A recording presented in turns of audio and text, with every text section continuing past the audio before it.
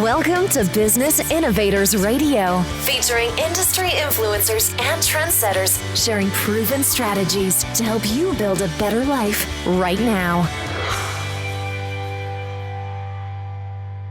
Hi, everyone. This is Dr. Tami Patzer, and welcome to the show where we bring you inspiring stories and expert insights to help you achieve success in your personal and professional life.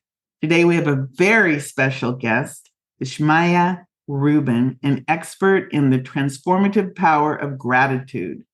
Vismaya is the founder of Living in Gratitude Today, a platform dedicated to helping people find something to be grateful for, no matter what their circumstances.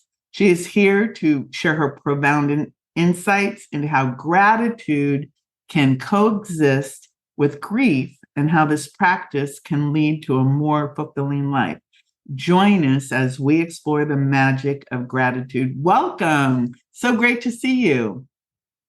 So great to be here. I've been following you for a long time, and I always love to be part of whatever you're doing. You share so many great tips and tricks for people, and I am a big fan. Thank you. And I'm a big fan of yours as well. I often think about you in some of our adventures, like when we were out in California and we're selling your T-shirts and your bracelets and how I was running around trying to find people and I'd bring them back to your booth. And I remember. I think she bought bracelets and T-shirts because she was going to a wedding. And I think it was a cruise or something. So she was buying all kinds of cool stuff. So I always think about all those fun times. And then, of course, all of the different live events that we've been to together. And I was just realizing, like after 2020 with COVID, a lot of the live events have now gone online, or some people are having live events again. So, but I'm always want to talk about gratitude because sometimes in our daily lives, we just forget about the fact that we have so much to be grateful for despite all of the other things. So I want to just start with a little recap of your journey and how you came to focus on gratitude. So when it all, I think my whole life I have practiced gratitude, but didn't realize it until one day somebody asked the question, when did it all start? And I think, like I said, I think I've always practiced it, but I called myself lucky. And then as I started to understand more about gratitude, I'm like, you know what? I wasn't lucky. I had made, maybe it wasn't a conscious decision at that time, but I had made some sort of unconscious decision to practice gratitude regardless of what was going on. But it really started to blow up when I was teaching, and I was teaching writing, and I had my kids keeping gratitude charts. And what I started to notice is that, ninth graders who thought they know everything, when they walked into my class and I said, all right, guys, we're keeping a gratitude chart. You need to come up with 20 things you're grateful for every month, and they have to be different things each month. And when they first saw me, they were like, this lady has lost her mind. You could hear them murmuring under their breath. She's crazy. She doesn't know my life. I'm going to make stuff up. And I said, do all that you have to do. Make it up as long as I have a list of 20. And then slowly but surely, what started to happen is they would leave me little notes thanking me for having them keep these gratitude charts. And the insights that they realized that they came up with were amazing. Like their whole paradigms of their life shifted just by simply practicing gratitude. They realized that they had better relationships with their siblings. They realized that they had so much to be grateful for. They realized that, wow, I'm so lucky that I get to spend all this time with my family. Or, I'll never forget, one girl came up to me and she says, you know what I realized? When I'm having a bad day, all I have to do is go out and do something nice for somebody else, and it shifts it for me. And it really was impactful because if ninth graders can understand the power of a simple practice, adults should be able to do it as well. I would hope so, but sometimes we need to be reminded about all of the things that we need to be grateful for. You talk about that you can experience gratitude and grief all at the same time. Explain that, because they seem to be exact opposites. Right. So we always hear that when we practice gratitude, it's the highest elevation, it's the highest feeling that we can possibly, vibration, which is true. But when we experience loss, there's sadness. When we experience a trauma, there's sadness, and looking at all this rain that happened in the last couple of days in South Florida, I was thinking about going back to Hurricane Andrew. And I don't know how it came up the other day, but somebody was talking about it. We lost everything in Hurricane Andrew. So it was sad. It was devastating. We didn't have running water. My mom was bipolar at the time. She completely freaked out on me. I was sleeping on this chair, this like lazy boy chair in the heat because the air conditioning wasn't working. The windows were cracked, so there was mosquitoes. It was pitch black at night. We lived behind a Girl Scout camp, so there was a lot of woods. You didn't know if there was going to be animals coming in. It was scary. And at the same time, there were the most magical moments that happened. My uncle and cousin from Maryland packed up their truck and drove down with generators and food and bottled water for my cousin and I. Strangers would drive down our street and say, "Oh, there's a tent, or there's a hole in the roof," and they would get on top of the roof and they would patch it so that we wouldn't have more water coming in.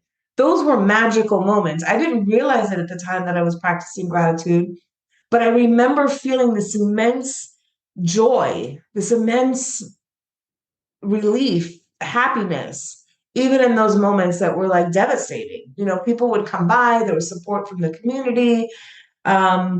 So we all have experienced those moments where we're feeling very sad and wonderful things happen. But if we're not honed in on the fact that those are gratitude wins, those are moments that we can look back on and go, wow, even in my darkest, most difficult times, there's always a glimmering light. And sometimes we have to train ourselves to look for them. I think you're right, what you just said. Sometimes we have to train ourselves to look for them because, like, again, life gets hard. The hurricanes, like, for example, in the last, 4 or 5 years, we've had a pandemic, COVID-19. 2 or 3 hurricanes have blown through again that were devastating to different parts. Flooding, of course, is always something, that happens to us. Yet at the same time, when you look at the renewal that happens after certain disasters, or just like with rain, my little granddaughter today, we were talking about the rain and how it helps the flowers grow and the trees grow, even though sometimes it's, makes it so we can't leave the house because it's a deluge of getting wet. But getting wet is just part of the process of having a renewal of positive things.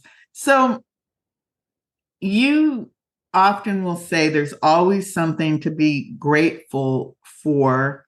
And with that, why, I have 2 questions connected to this. Why do people think practicing gratitude is what we would call woo-woo? So if there's always something to be grateful for, but why do people think it's woo-woo? So there's 2 things. I'm going to start with the woo-woo part. I think what happens is that when we talk about practicing gratitude, most people think that it's this blanket thing that I'm ignoring everything else because, oh, everything is wonderful and fabulous. It's almost like toxic positivity where we believe that we can never feel bad, that we always have that life is perfect and wonderful. So they're like, oh, that's not for me. I live in the real world. Practicing gratitude doesn't mean ignoring, the roof is falling in. It doesn't mean anything like that. And I think that's where the disconnect comes in, because practicing gratitude is about finding the magic even when life is falling apart. Practicing gratitude is about training our brain to find those moments that bring us joy, that bring us happiness, that bring us one glimpse of sunshine in the midst of everything else. And the when we talk about it, people are like, oh, well, if I think that, everything, if I'm grateful for everything, I can't push myself to change. I can't push myself to advance. I can't push myself to go to the next level. And quite the opposite is true, because when you practice gratitude the way I teach it, you're looking consciously at those things that you did well every day, and you get to see how you're making progress and moving forward in your goals and your dreams or what have you, even if there's chaos in the background, or even if you've had to take a few steps back, you're focusing on the steps that you've taken forward. So that's why they think it's witchy woo sometimes, because they believe that it doesn't allow us it leaves us complacent and this idea that everything is perfect. And the second part of there's always something to be grateful for. Quite honestly, when I used to hear people say that, I'd want to poke them in the eye because it would really aggravate me. I'm like, I'm in the middle of all this craziness, and you're telling me there's always something to be grateful for. And it really hit home recently. I was at an event, and we were doing something for women who were homeless on Mother's Day. And a friend of mine told the founder of the organization, you should have Vismaya talk about gratitude for for the last 5 minutes or something. I said, okay. So she said, do your thing. So I got up and I said, in my head in the beginning, I'm like, how am I going to talk about gratitude to women who are living on the streets, who may or may not have a relationship with their mother or their children, and it's Mother's Day in a couple of days. So after being part of this whole beautiful tea party, because Showering Love puts together a tea party every year for Mother's Day, and it was spectacular. It was like absolutely beautiful, down to the china, to the food. It was magical. And I'm listening to these women talk, and they weren't complaining. They weren't depressed. They weren't down on themselves.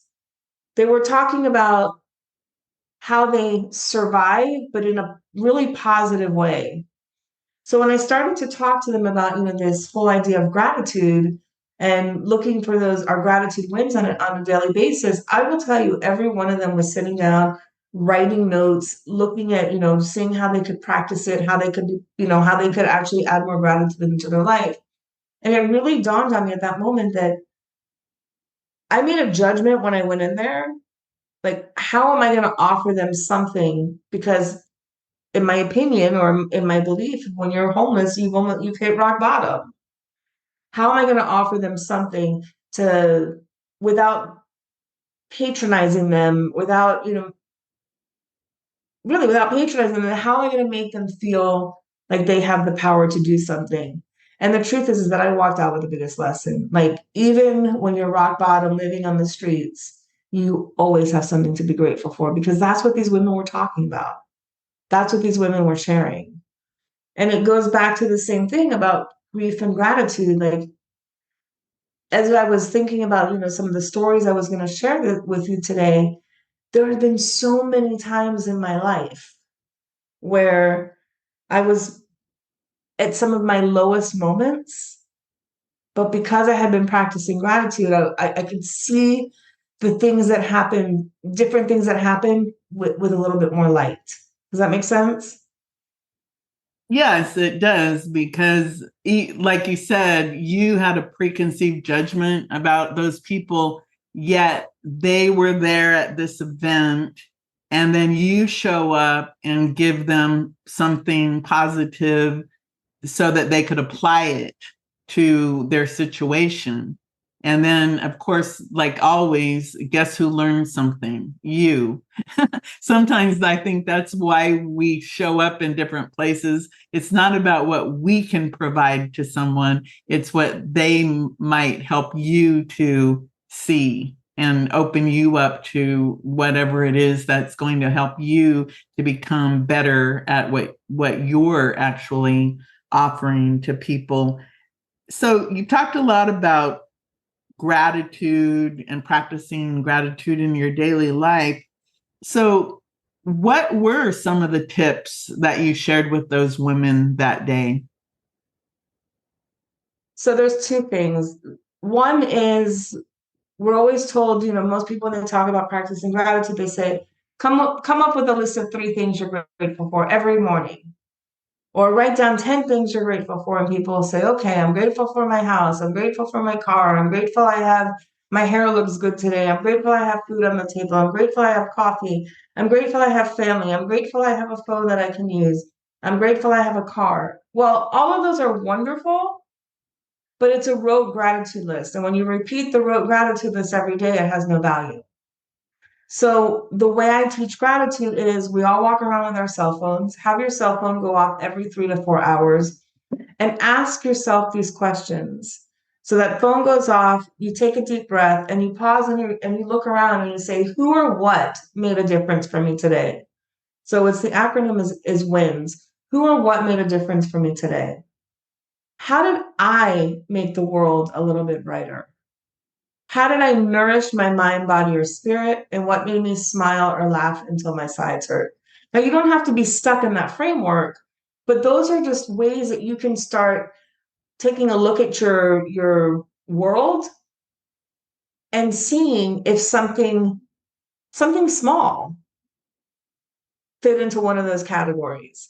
And I think it's really important that we start to pay attention to what we did well and how we made the world brighter, because then we start to, when we're having a bad day or we're down on ourselves, we get to notice, wow, you know what? Look at what I did to make somebody's world brighter. And it's not about, and not coming from a space of ego, but it's coming from a space of self-love, like acknowledging what I do well in the world, what I bring to the world. And I think that's really important. And the other part is the N is how did I nourish my mind, body, or spirit? When we keep a running log of all of our wins, when we're having a bad day or when we're beating ourselves up or we're having those, voices in the head who are just not very nice or creeping out, we open up those gratitude bags or our gratitude list and we start to look at, wow, you know what? I did this, I did that. People really do love me. Look at how this one showed up. Look at how that one showed up. Look at all these magical things. And we have an opportunity to go back and to reflect. So again, look for things that happen today as the main part of it. Look for your wins that happen today. Don't repeat a rote gratitude list. So look for your wins, and I'll make sure that the show notes have what the WINS stands for so that people can apply this. So I know I've known you for probably since 2016 or so. What happened in 2013 that was crazy for you in your life? So my dad had part of his lung removed on Valentine's Day. 2 days later, my cousin's husband was killed. 3 weeks later, my aunt went into the hospital and we knew she was not coming out. And then 3 weeks after that, my mother had a stroke. So I felt like I was being tested. I was like, okay, so you started, making gratitude bags and now you're talking about gratitude. Practice what you preach, lady. And in the middle of everything, I remember sharing it with a friend of mine, all the things that were happening. And she's like, Vismaya, I love you, but I'm staying away from you. I'm like, what do you mean? She goes, you have a bad luck charm on your shoulder or something because all these things are happening to you. And I said, you have not heard one thing I've said because I've shared with you how grateful I was that I had time off of work, that I was able to drop everything I was doing to go be with my cousin when her husband died. I shared with you that, when my aunt was in the hospital, I had this magical moment where I told my uncle to go home and sleep in his bed. Now, my uncle had Parkinson's at the time, and he was taking care of my aunt in the hospital who was dying of cancer. And to give him that break to go home and sleep in your bed. And the next morning, when he walked into the hospital, he's like, oh my God, I feel so good. That was joyful. And I got to do that for him. And, being by his side. And then my other aunt said to me when I asked, I said, will you sing at Beverly's funeral? My other aunt said to me, of course, but why can't I sing to her when she's alive? So she came to my other aunt's house and she gave a mini concert, and everybody was singing and laughing and joyful. So it really was, that blend of extreme sadness, but also those moments that were moments that I'll never forget. And part of the reason I don't forget them is because I've written them down. Yes, sometimes writing things down I find is difficult, and I don't know why, because I used to be someone who wrote everything down. I know that you've lost your stepdad, you've lost your mother recently. Um, I remember when my mother passed away, going through her things, and I don't remember, but making different decisions about it. And what happened, and it's a moment that I can't ever forget, but on top of this random cardboard box was a piece of paper, and it was actually a poem my mother had written about what she had hoped to leave behind, her legacy. And it was all about, her books and her children and different things. And I actually ended up reading that poem at her memorial service. So you packed up your stepdad's stuff, and that was really challenging for you. Can you talk about what gratitude you found in that moment or in those moments? Absolutely. But I want to paint a picture first. Imagine a 3-bedroom, 2-bath house, 2-car garage that looks like Sanford and Son from the sitcom back in the 70s, packed with stuff, packed with paper, packed with everything you can imagine. So my stepdad went in the hospital February 1st of 2021. And then I get a call that said, there were 2 calls I got. One, the landlord called and said, listen, by the way, he needs to be out by May. I'm selling the house. And number 2, the doctor called and said, listen, he's being not discharged. What's the one when you're released from the hospital? He's being sent home, but he has to have a caregiver. And I'm like, okay, he can't be on his own. Well, I lived 45 minutes from him, 30 minutes, 45 minutes. So I basically had to drop everything I was doing, leave my house, leave everything, and go to his house. And my stepdad and I had a great relationship. We were thick as thieves. We adored each other. So I moved in and I start releasing stuff. I start shredding papers and going. And now I'm telling you, there was 80 years worth of papers. I have to go shred. I have to make sure that they're not important papers.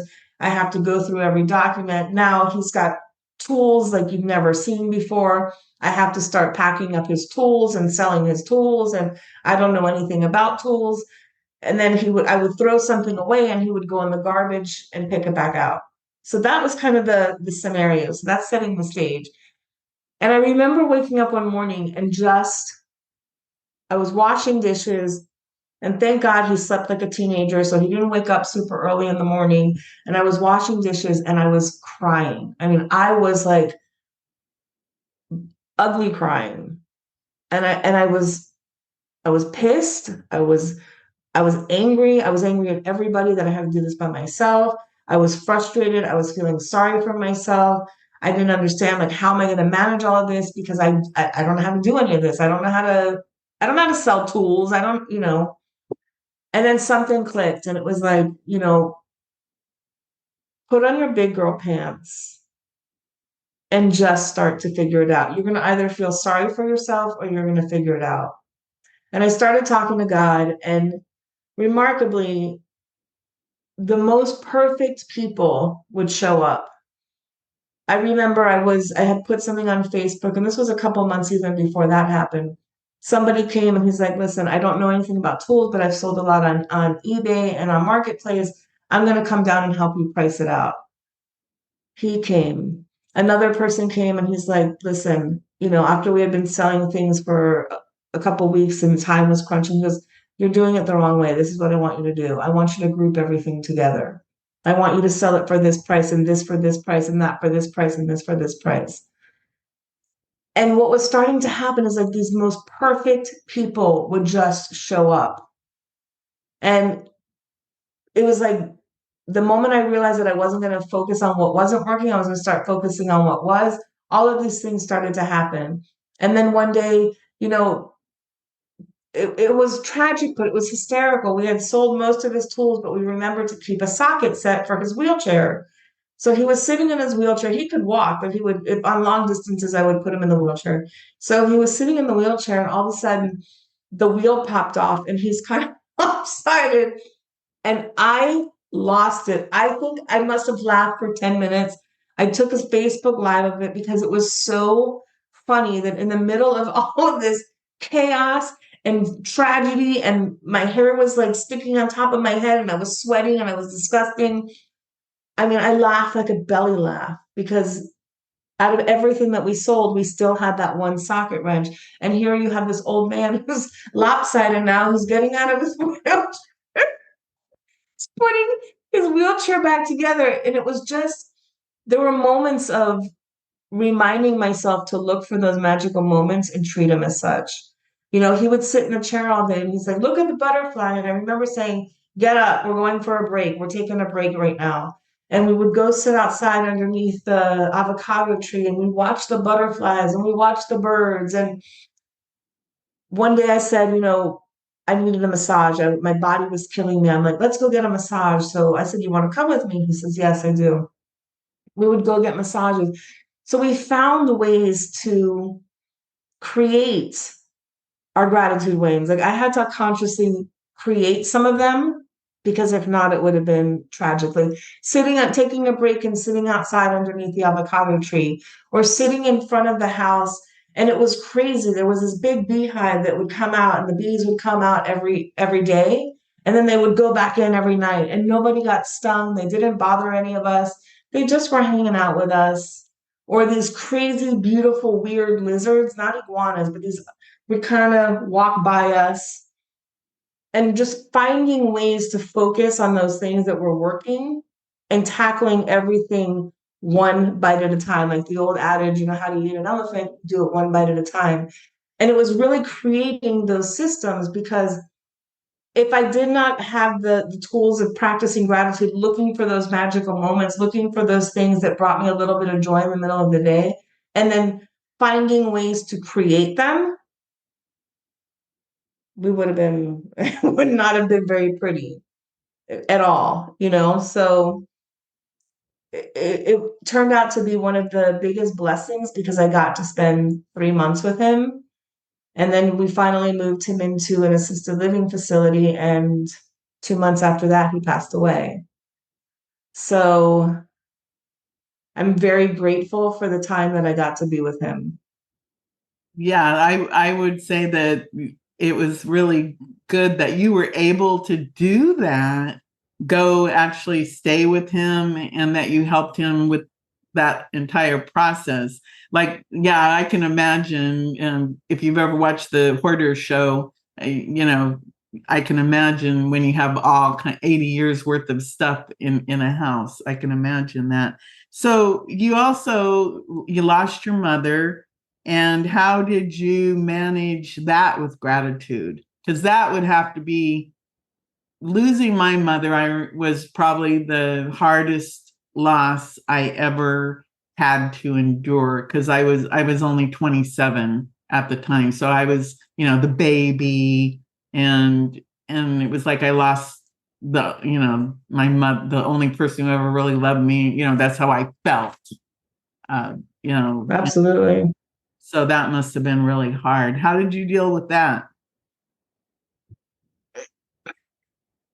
It's not about how I dealt with it. I think it's about, I think it was, again, how I was able to notice certain things that happen and look at them as gifts rather than as tragedies. And the ones that stick out the most are, my mom went into the hospital. She had emergency surgery the 1st of September.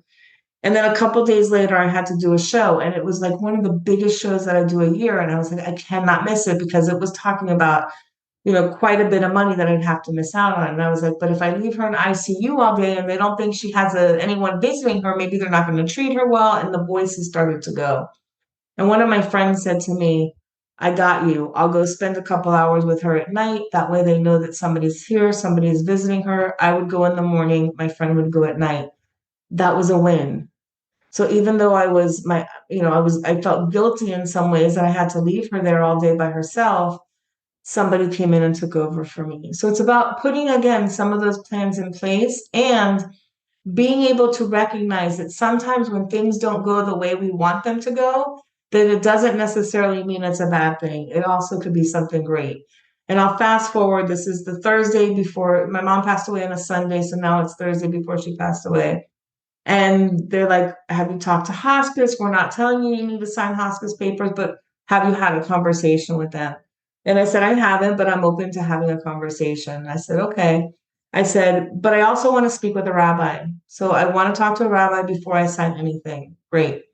So Friday comes, the doctor comes in at night to do his checkup. He goes, well, have you heard from hospice? Da, da, da, da. I said, I haven't heard from anybody. I haven't heard from a rabbi. I haven't heard from hospice. Don't worry, we'll get somebody here. And I'm like, well, it's Friday night, so Shabbat's going to happen. I don't know how you're going to get a rabbi here. Haven't heard from hospice. Okay.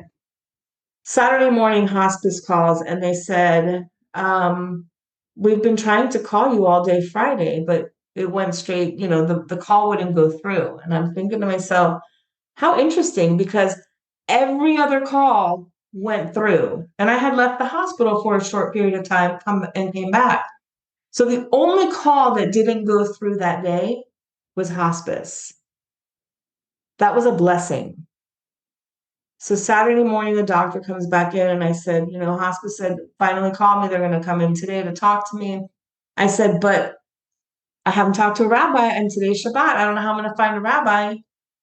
So the doctor that was talking to me went and told the head nurse. The head nurse happened to, as they were speaking, another resident doctor walked by and said, I got somebody, don't worry, the rabbi will be here.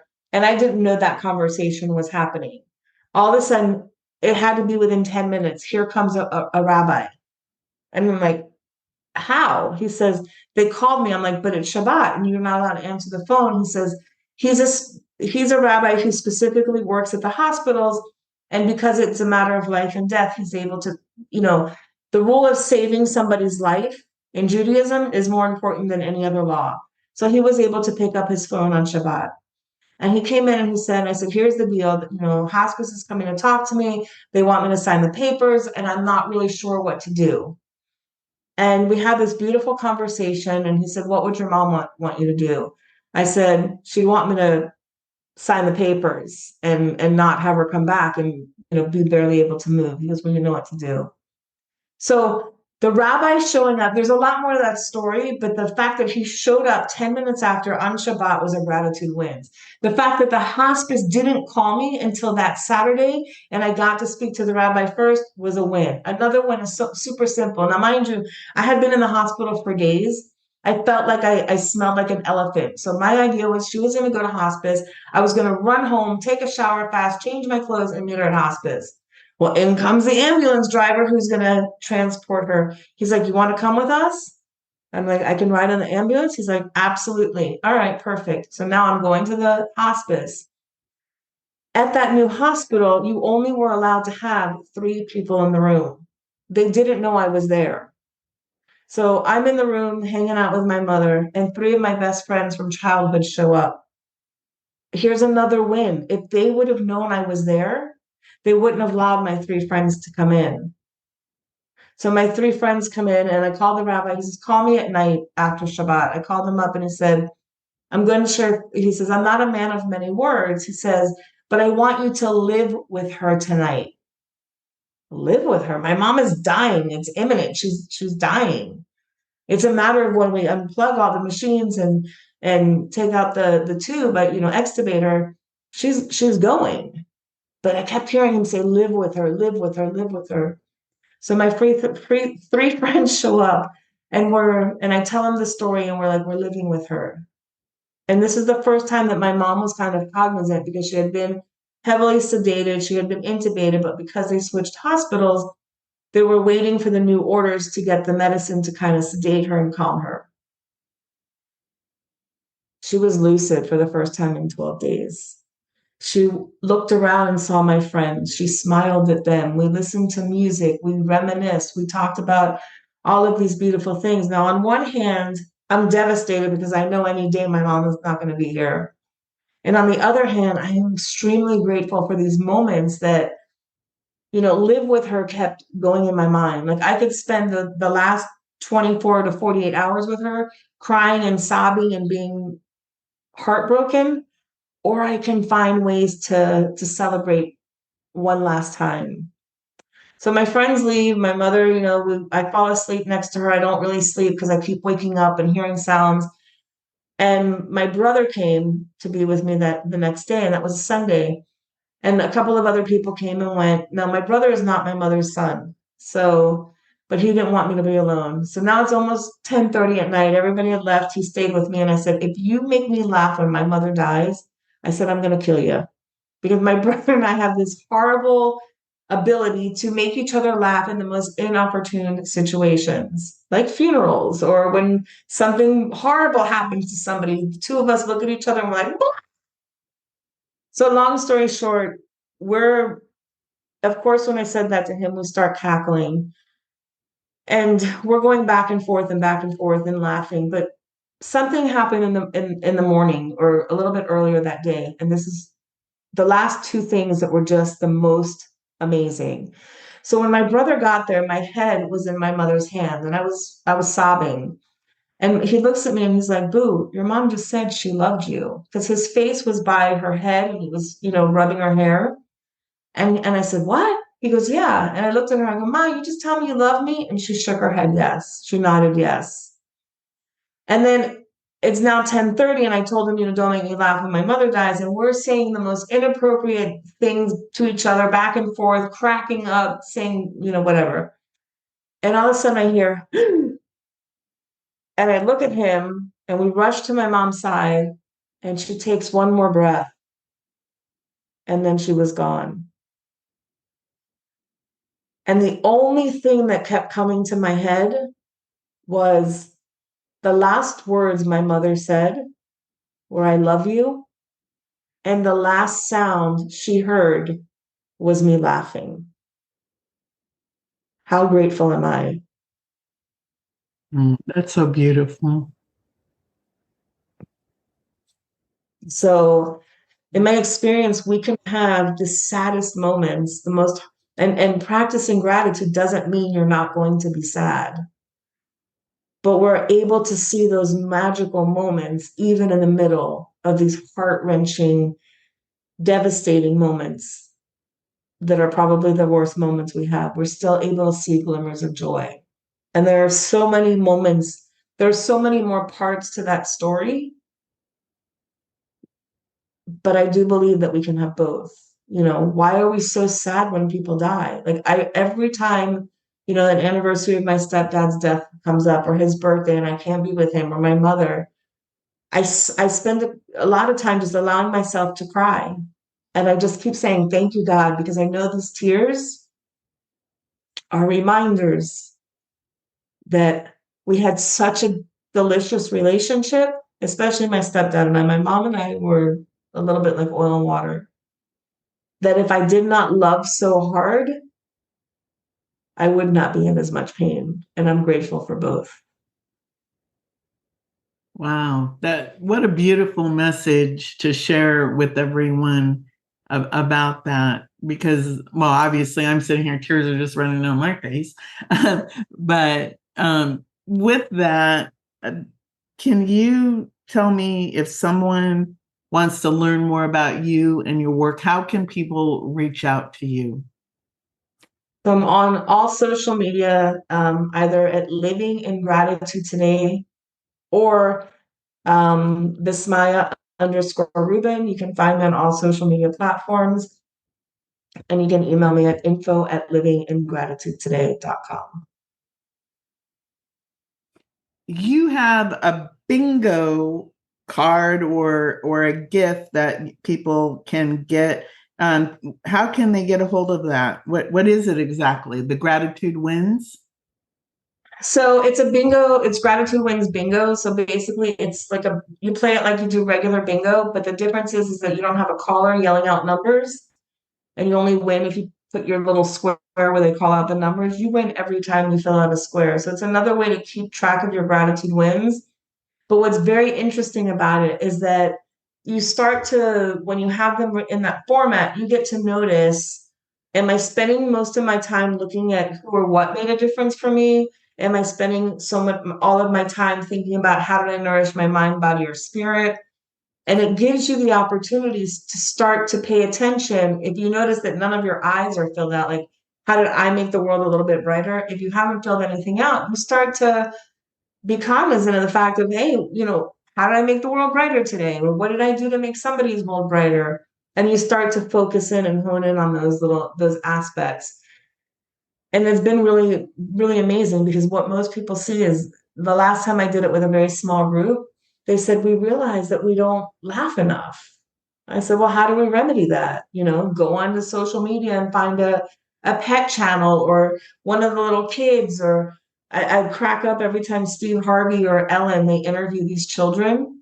Mm-hmm. I laugh out loud because they're so funny. So find something to add a little bit of laughter, and it's pretty fun. You get to see where you spend your time and what you're focusing on, and then you get to also be cognizant of looking at the other aspects that you're missing. Yeah, I'm really lucky because I have 2 little grandchildren, 3 and 4, and they laugh at anything and everything. And so most nights before we go to sleep, it is a lot of laughter of just silly things that they find amusing, before bedtime. So I want to give you a chance, one piece of advice that you could give someone who may be struggling right now in their life. What would you say? My favorite quote by Dr. Robert Emmons: gratitude is an effortful state to create and maintain. It is not for the intellectually lethargic. If you're feeling sad, feel sad. And at the same time, look for your gratitude wins. I love it. Don't pretend you have to be happy if you're feeling sad.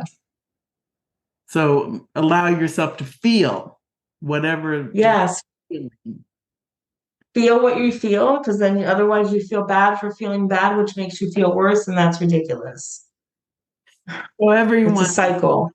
livingingratitudetoday.com. Go check it out. Thank you so much. You've told some fabulous stories that I think really can help people to understand the role that gratitude can play in your life to just make your life a much more robust thing. I really appreciate your time. Thank you so much for having me. It's always a pleasure to be with you and to see you. Thank you. Everyone, this is Dr. Tami Patzer. Thanks for listening to Business Innovators Radio. To hear all episodes featuring leading industry influencers and trendsetters, visit us online at businessinnovatorsradio.com today.